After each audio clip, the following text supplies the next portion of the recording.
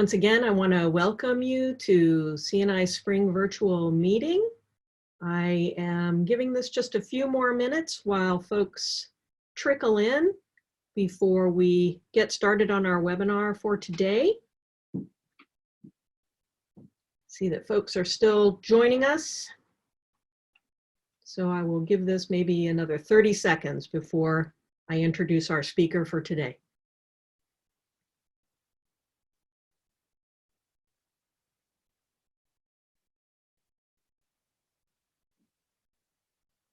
Okay, I think we're going to get started. So once again, I want to welcome everyone to CNI's Spring 2020 virtual membership meeting. My name is Diane Goldenberg-Hart. I'm Assistant Director for CNI, and I'm really delighted that you all could join us today. This afternoon, we're joined by Tina Baich from IUPUI, and Tina is going to be talking to us on the topic of creating an open values statement. The title of her webinar is Guided by Values, Creating an Open Values Statement. Before I turn it over to Tina, I just want to draw your attention to a couple of things. First off, if you look at the bottom of your screen, there's a little Q&A button that you can press and you'll have a Q&A box pop up. We invite you to share your questions with Tina at any time throughout her talk.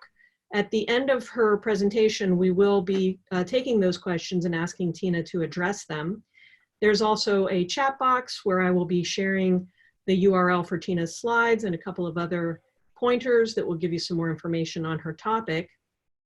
And at this time, I would like to turn it over to Tina and welcome her for presenting this afternoon and thank her so much. So Tina, after you. Thanks, Diane. So happy to be here today, and thanks to everyone for attending today. This is a new experience for all of us, I know, so we'll get started. So as Diane said, I'm here to talk about our experience at IUPUI University Library, creating an open values statement. So I'm going to start by giving a bit of context for how this all started.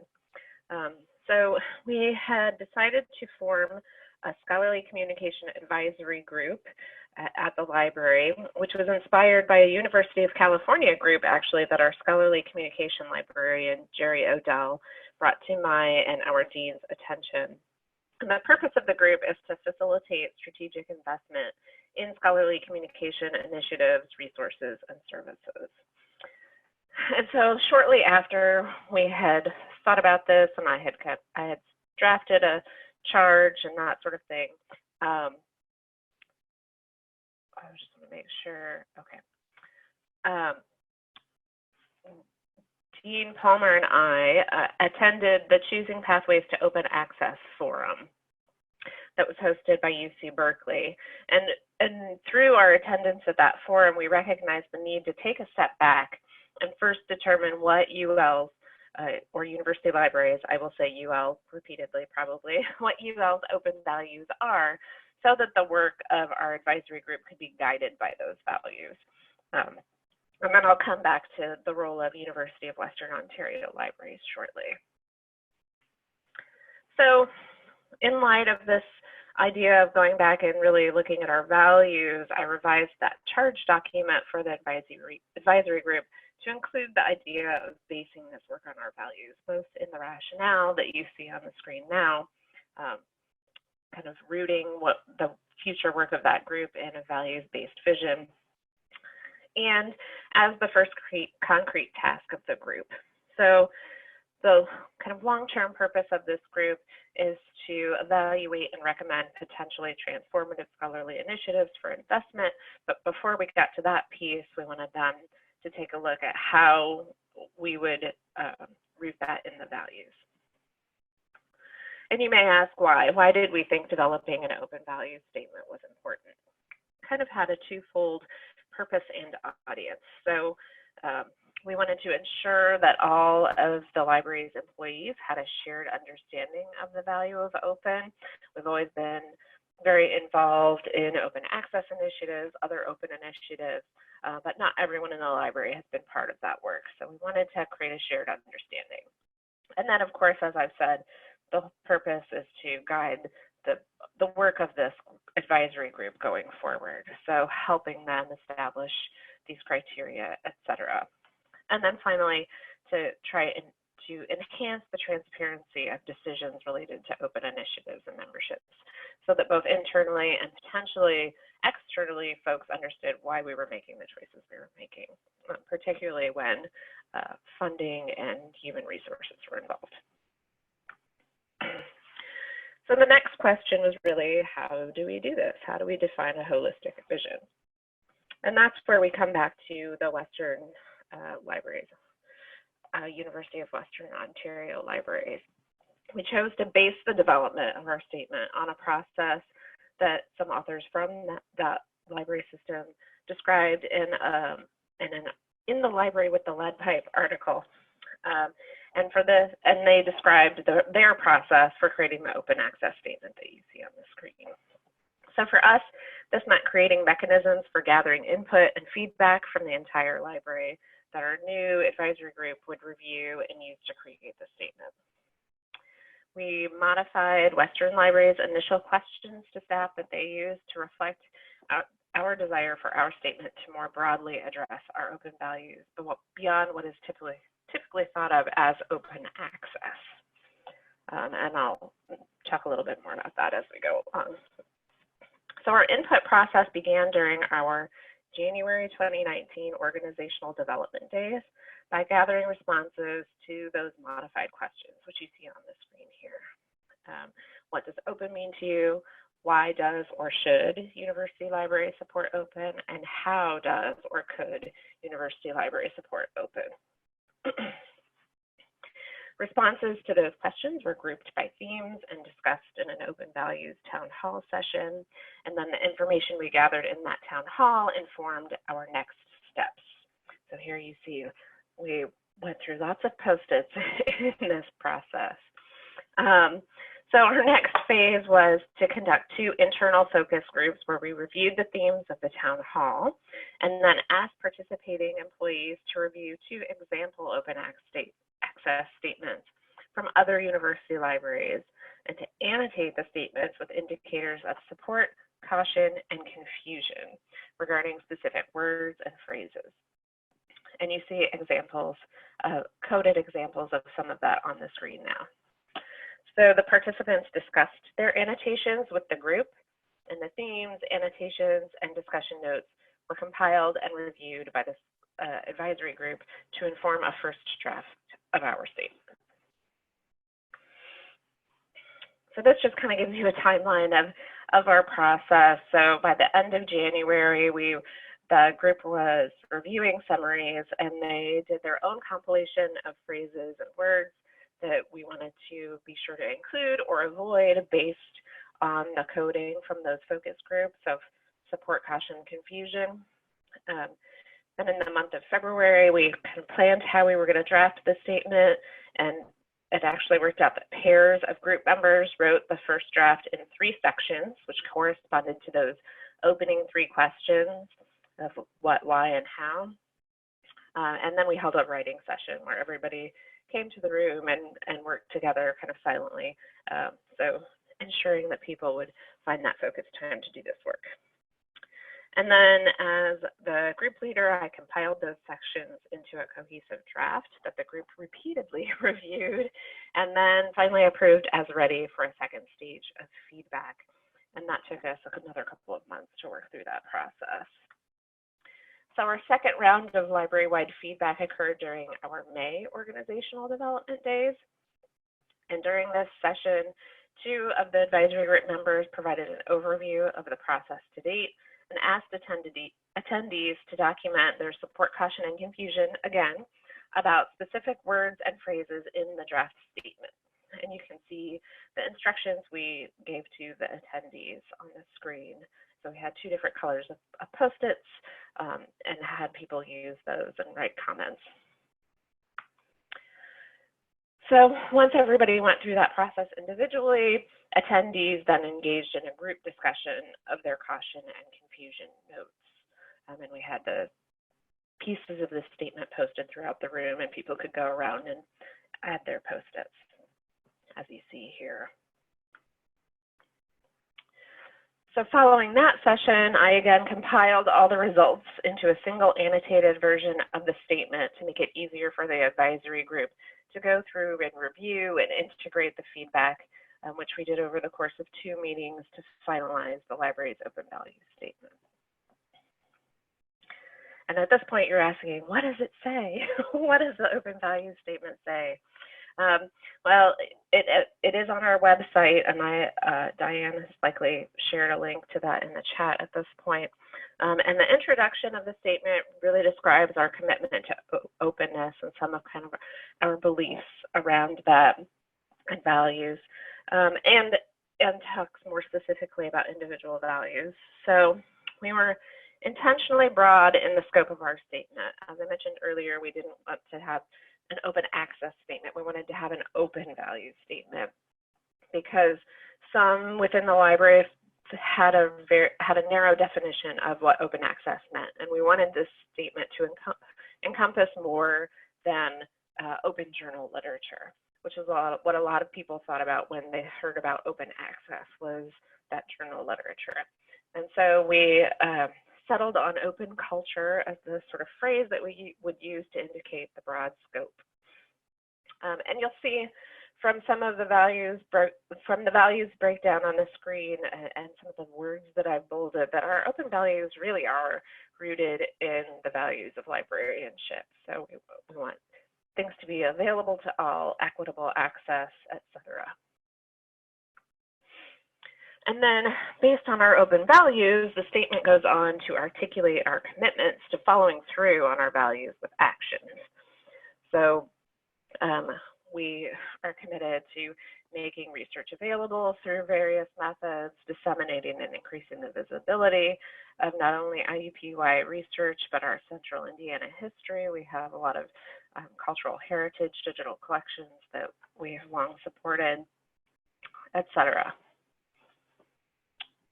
Just pause for a second. And then our commitments go on to include choosing open source software, making our creations open whenever we can, joining national advocacy work, and supporting public policy initiatives. And then in addition to activities that have traditionally been under the purview of our Center for Digital Scholarship, we made an explicit tie to our collections work to this point about partnering to raise our collective bargaining power with vendors. So pushing for change in scholarly communication through that mechanism. So that's what the statement says. And so now we have this statement, and how are we going to utilize it moving forward? What's next? My West Wing fans will recognize that phrasing there.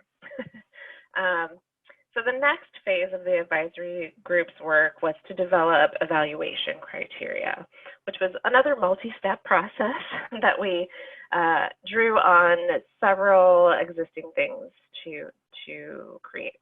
So we drew on the University of California STAR team criteria, the team that kind of inspired this whole process from the get-go. Sparks good practice principles for scholarly communication services, and of course our own open values statement. So we mapped potential criteria to those documents and discussed the individual criteria, and you can see some of the ranking and categorizing in this first screenshot here. And our goal was really to try to reduce the number of criteria to what we felt was most important to UL. If you look at the University of California STAR team criteria, it's an extensive list of criteria, but they're also evaluating for the entire UC system, which is a very different scale than evaluating for our single library. So we were trying to reduce the number of criteria, but in the end, what we did was that each member of the group chose their top 10 criteria, unranked, and from there we developed a first round evaluation that has that an open opportunity has to pass before being subjected to the full evaluation process. So we couldn't quite get down to what we've wanted for a kind of number set of criteria. So we kind of compromised by having this kind of top 15 or so criteria that an opportunity kind of has to meet if it's applicable to move into that full evaluation. So that kind of helps potentially limit the kind of full evaluation process and moves things through the process more quickly, particularly if they don't pass our initial set of criteria. So that's in theory. We'll see how it works in practice. This has been an ongoing process, so we haven't actually used this to evaluate anything yet, but this is where we are right now. And if you're familiar with the UC systems team, the workbook here is modeled very much on their format. So the next question for our group to answer is, how do we gather the information we need to complete an evaluation? We've identified some documents that can serve as a starting point for this conversation, and I've listed a couple of those here. So there's an infrastructure checklist out there that, of course, going back to University of California's evaluation request form, and then we assume we'll need to kind of mold our own kind of custom checklist. Because we're not sure who is going to be bringing these opportunities to the table. And so we need to think about that as well, and who has to gather this information. So this is kind of the phase we're entering now, and thinking about how we gather that information. Had things not changed in the last month or so, we would have already kind of started this process and would have gone over our criteria workbook and all of that, but that's been delayed a little bit as of right now. But in the end, my hope is that we have a robust procedure for both evaluating open opportunities and justifying those opportunities that we invest in, which I think in light of the current situation is going to be increasingly important, that we're able to justify the things that we're using resources for. So I have to thank all the members of our Scholarly Communication Advisory Group who are all listed here. Tried to make it representative of various areas of the library, but folks that did have some sort of connection to our open work as well. And I have a list of resources here, some of which Diane's dropped into the chat. So there's a blog post that I wrote that kind of describes this process. The first stage of the process, the creation of the statement, as well as a link to the actual statement on our website. So at this point, I think we're ready for questions if anybody has them. That was great. Thank you, Tina. Really, really interesting to hear about that process. So thank you so much for that presentation. And to our attendees, the floor is now open for questions, so please feel free to drop your questions into the Q&A box. I'll also be monitoring the chat box if you prefer to type your questions or comments in there. While we're waiting for folks to type their questions in, I just want to remind everyone that CNI's virtual spring meeting is ongoing through the end of May, and we have quite a number of really interesting sessions lined up for you. I'm just dropping in now in the chat box a direct link to the schedule for the rest of the webinars that are coming up throughout the months of April and May, and I hope you'll check that out and join us for some more of our great offerings. I see we do have a question coming in through Q&A now, and the question is, and sorry if I missed this, she says, how long did it take from we should do this to it being in practice on the website? Weeks, months? Right, so because we wanted it to be a really inclusive process, getting feedback from anyone in the library that wanted to participate, it did take months. So we were kind of planning to have this group, and then I think the Choosing Pathways to Open Access Forum was in the fall of 2018. So then we spent like a month or so figuring out how we would do this process, and then launched it with our beginning of January, like welcome back or organizational development days with that January, and then went through the process, and it was completed in May. So it took us, including planning, probably 6 months, 6 or 7 months even. Okay, thank you, Tina. We have another question. This is regarding the dissemination of the statement itself. What, if any, plans do you have to share the open value statement with the wider campus? Are there any hopes of getting buy-in from outside the library? And of course, you've posted it online. Have you gone to any lengths to promote it? So that's a really good question. So while we were going through this process, we had an interim dean. So we finished the open values statement, found out that our interim dean was going to be our dean. And then last fall went through a strategic planning process where this was kind of an informative piece. So it's been on the website for a while. It informed strategic planning. Our dean had planned to, shortly after the semester ended this semester, to go on kind of a tour to all of the school deans and tell them about some of our strategic planning, open values statement, like sort of this, here I am as the new dean tour, which is obviously now on hold. But yeah, I think it would be good, and we've shared it, I believe we've shared it with our Faculty Council Library Affairs Committee. And so folks are kind of aware of it, and I think we'll continue to try and push it out. But yeah, so we're kind of bit by bit doing that sort of outreach work. Right, of course, times being what they are, things right, have to adapt. Yeah. I actually was wondering myself, you mentioned that part of the process was to solicit comments regarding caution, confusion, concern. I was wondering what were some of those things that folks raised? Oh, so that's a really good question. So yeah, there were certain words that people liked, certain words people didn't like, things that people found confusing. Kind of the biggest thing that sticks out in my mind, I would have to go back and actually look and see what some of those things were, but the biggest conversation that sticks out in my mind that we had several times was around kind of inclusivity and diversity, about like how many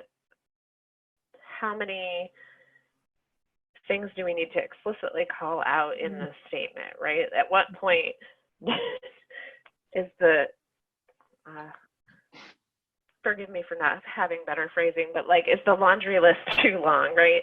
And like, how do we want to be inclusive, but we also don't want half the statement to be everybody we're including, right?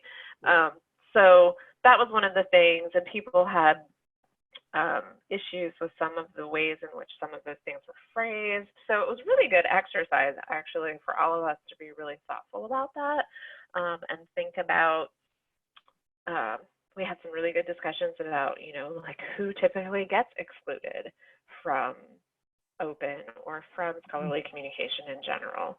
And so that's the big piece that really sticks out to me, that came out in sort of those caution, confusion conversations. Interesting. Okay, thank you. It looks like we've got a couple more questions here, and one comes from Heather Joseph, who wants to thank you for your great presentation, Tina. And she asks, can you say a little more about how this statement might be used to evaluate opportunities to invest in open infrastructure, open access initiatives?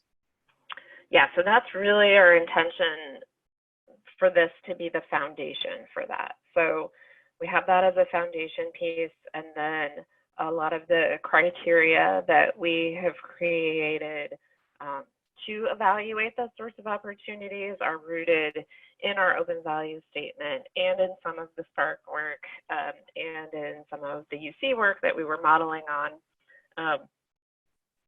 So we really hope that this will be a way for us to evaluate all of those open initiatives. That was one of the other things that my dean and I realized when we were at that forum, that Choosing Pathways to Open Access Forum, is that we as a library have always been willing to like jump into whatever the next kind of open initiative is, right? And we've done lots of things and we do lots of things, but maybe we could have more impact if we were able to narrow what we're investing in, whether it be money or time or people, by being guided by this kind of values and what are we really trying to achieve. So it's really, we hope, the foundation for this work. And I kept reiterating that with our group because we don't want this to be another document that we create as it falls by the wayside, right? We want it to continue to guide us. So hopefully that answers your question, Heather. Great, thank you. Another question we got is, there are a lot of opportunities for libraries to support open financially, too many for any one institution, so each has to be selective about which to support. Is it anticipated that your open values statement will guide such decisions? Yeah, so a similar answer to my previous question, but yes, if we're talking about financial investment, and some of the criteria the group feels like could be applied to collections decisions around open. So we're also trying to pull that into our collections work in terms of both investment in open resources and investment in vended resources. If vendors are way off from our values, do we want to continue to pay them? So those financial decisions, running the gamut of the open initiatives we've been involved in, as well as we invest considerable development time in certain open source software projects. And so prioritizing those when we are potentially under-resourced there. I see we have a question actually in chat, which I hadn't noticed before. Sorry about that. Oh, okay. Greg. This is from Greg Davis. Is software based on open standards an acceptable alternative to open source software?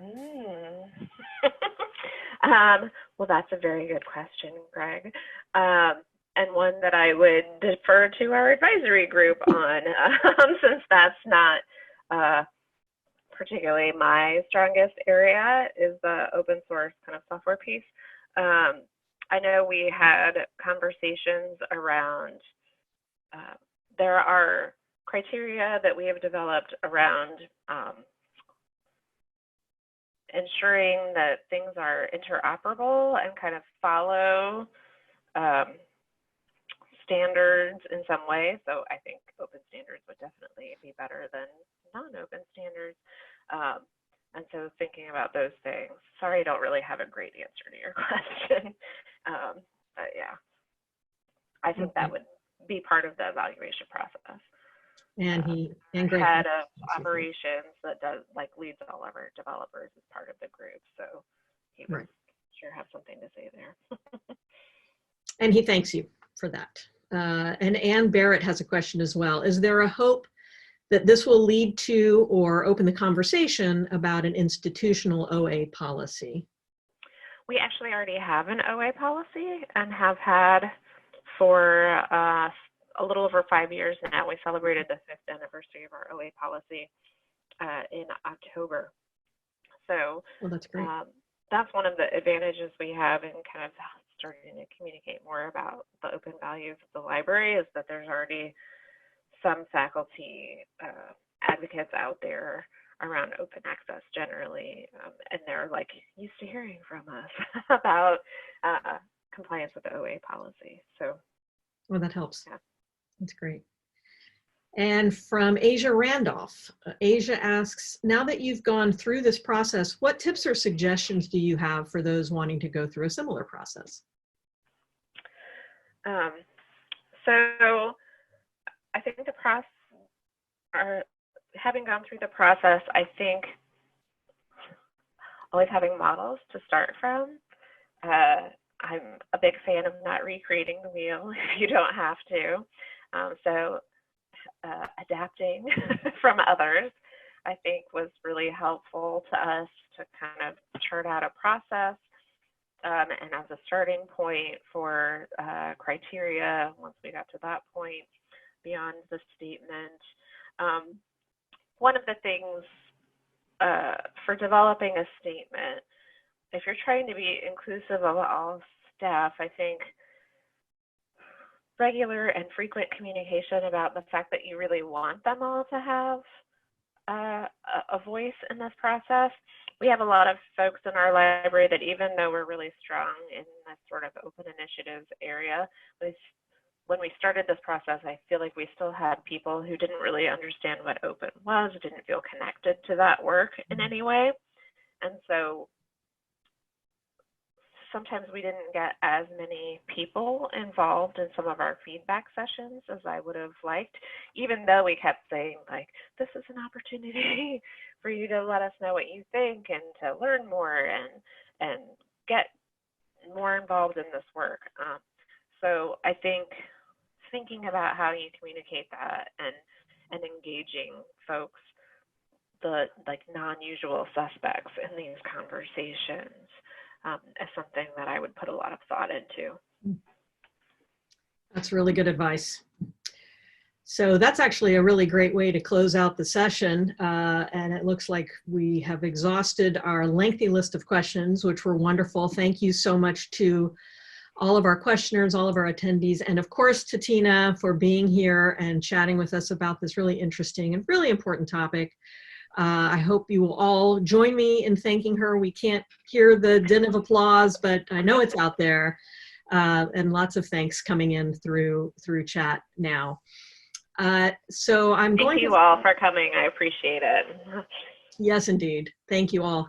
I also wanted to say that with this tool, we have the option to invite you all to come and chat with Tina, turn on your microphones and sort of approach the podium, as it were. So at this point, I'm going to close the official public version of this session. I'm going to stop the recording with another thank you to Tina.